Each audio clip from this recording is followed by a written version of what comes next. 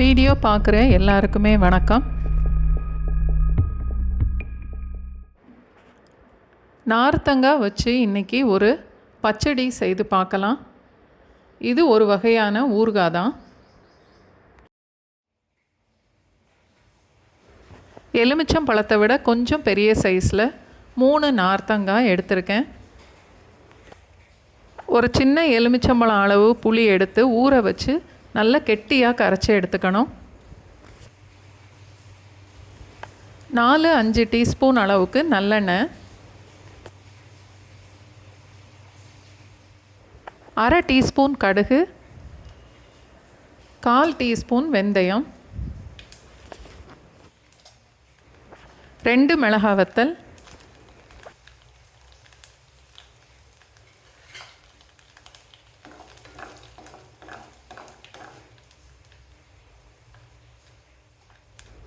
முக்கால் டீஸ்பூன் அளவுக்கு பெருங்காயத்தூள்,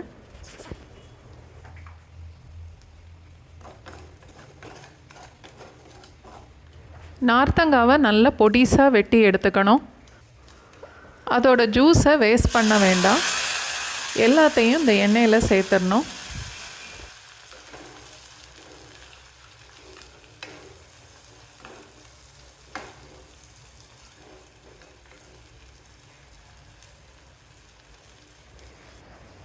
கெட்டியாக கரைச்சி எடுத்த புளி 1/2 கப் அளவுக்கு இருக்குது. தேவையான அளவுக்கு உப்பு. நார்த்தங்காய் கொஞ்சம் கசப்பாக இருக்கும், அதனால் உப்பு, புளி, காரம், வெல்லம் எல்லாமே கொஞ்சம் கூடவே சேர்த்துக்கணும். 1/2 டீஸ்பூன் அளவுக்கு மஞ்சத்தூள், 1 டேபிள் ஸ்பூன் அளவுக்கு மிளகாத்தூள் சேர்க்குறேன். எல்லாத்தையும் கலந்து ஒரு தடவை டேஸ்ட்டு பார்த்துட்டு தேவைன்னா இன்னும் கூட கொஞ்சம் காரம் சேர்த்துக்கலாம். நார்த்தங்காய் வேகிறதுக்கு நேரம் ஆகும், அதனால் நான் இன்னும் கூட ஒரு 1/2 கப் அளவுக்கு தண்ணி சேர்த்து வேக வைக்கிறேன்.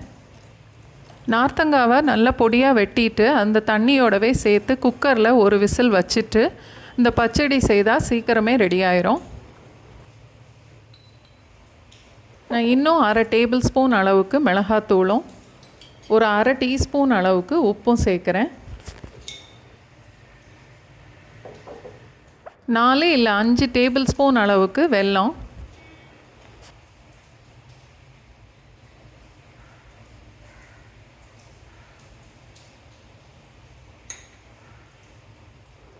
நல்லா கொதிச்சதுக்கப்புறம் அடுப்பை மீடியம் ஃப்ளேமில் மாற்றிட்டு மூடி போட்டுடலாம்.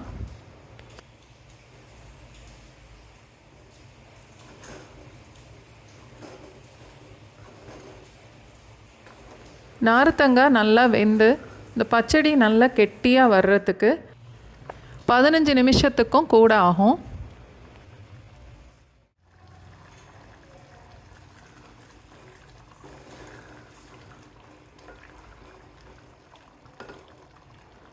நார்த்தங்காய் பச்சடி இந்த அளவுக்கு நல்லா கெட்டியாக வரணும். இந்த ஸ்டேஜ் வந்ததுக்கப்புறம் அடுப்பை ஆஃப் பண்ணிவிட்டு நல்லா ஆறுனதுக்கப்புறம் ஒரு பாட்டிலில் போட்டு வச்சுக்கலாம். ஃப்ரிட்ஜில் வச்சா 2-3 மாதம் வரைக்கும் கூட கெட்டு போகாது.